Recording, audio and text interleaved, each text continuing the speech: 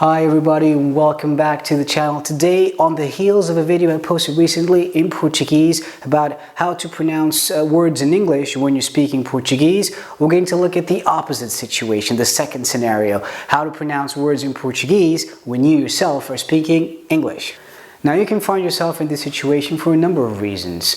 Usually it's work related. You maybe work in a company with an English speaking environment, or you have an international business meeting, or you have to give a PowerPoint presentation and report, a quarterly report, what have you.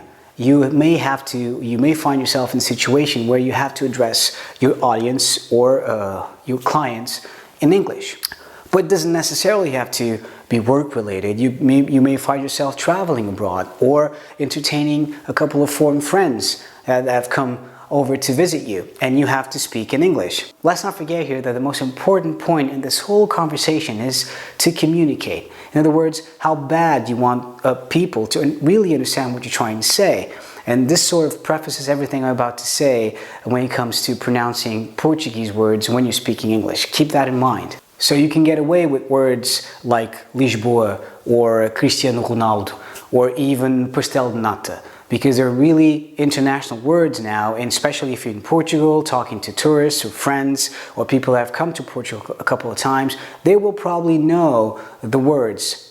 But keep in mind that as soon as you start talking about other Portuguese public figures, especially those with longer names like Ricardo Aruz Pereira, Marcelo Rebelo de Sousa, or you start talking about your latest weekend getaway to Serra da Estrela, Serra do Gerês, Pampilhosa, Barrancos, and so on and so forth, that things might not become as clear as you think they are. Why? Because when you say something in your own language, you usually say it really fast, or faster than you do, for all intents and purposes, when you're speaking English. Now, I basically think there are two options here. One is usually the most awkward and embarrassing one, is the one that you try to pronounce things the English way. That situation where you try to put yourself in their shoes and pretend that you're an English native speaker and you're trying to communicate with them, and so you say the words or the names as they would say. So Marcelo Rebelo de Sousa or Serra da Estrela, something like that, sounds really awkward and embarrassing for us.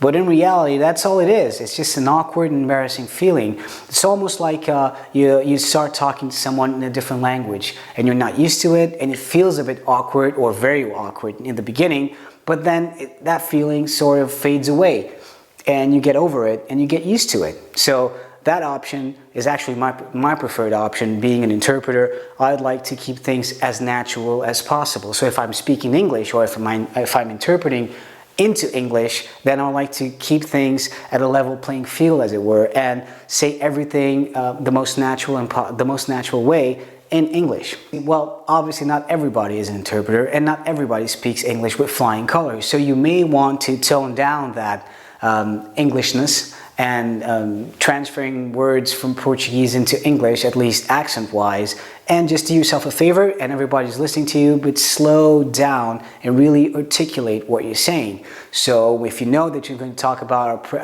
Marcelo Rebelo de Sousa, you can say Marcelo Rebelo de Sousa, something like that, so that you keep everybody engaged. Because you have to think about, if you're giving a conference, for instance, or giving a speech, then people may actually be interested in what you're trying to say. Hopefully that's the case, and they may even be taking notes. So if you just really run past those Portuguese words with the Portuguese accent, because that's just the way you say it, people will not get it. Really, it all comes down to the fact that if you want to communicate better, you need to adapt to the audience that you're speaking to. And that way your message will be crystal clear and you'll really convey the meaning you want to. And that's it for me today. I hope this short video was useful and you liked it. Keep this in the back of your mind next time you're speaking English to someone, and I'm sure your message will come across a lot clearer. See you soon. Bye-bye.